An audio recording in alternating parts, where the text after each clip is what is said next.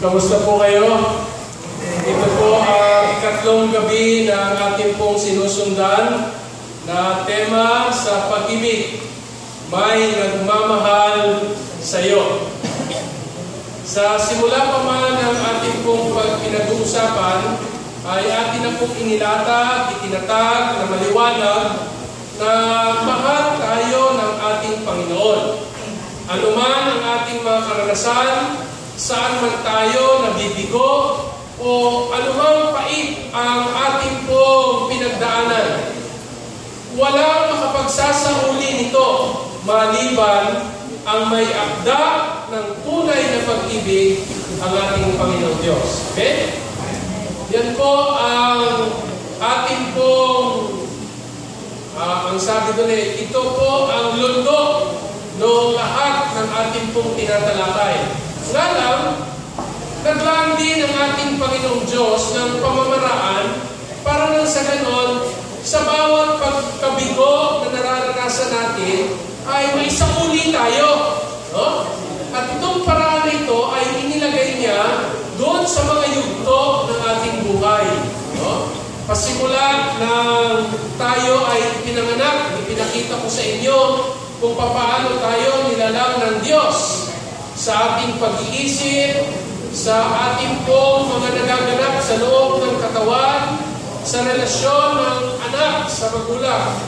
Mahal tayo ng ating Panginoon.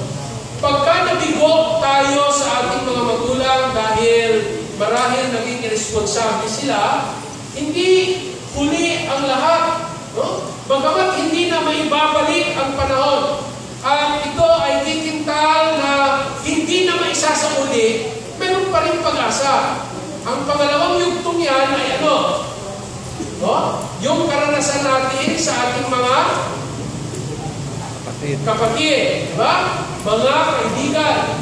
Sila ang ginagamit ng Panginoon upang sa mga kabiguan na nauna ay maisauli tayo. Magkaroon tayo ng patuloy na kakayahan na umibig at tayo ay ibigin. Yan.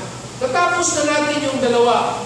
Pinakita ko sa inyo kung anong nagaganap sa ating pag-iisip, sa loob ng ating katawan. At dito natin nakikita ang kapangyarihan ng Panginoon na maibalik ang ating katatagan. Palibasa, mayroong puwang sa ating buhay na walang ibang makapupuno. Maliban sino?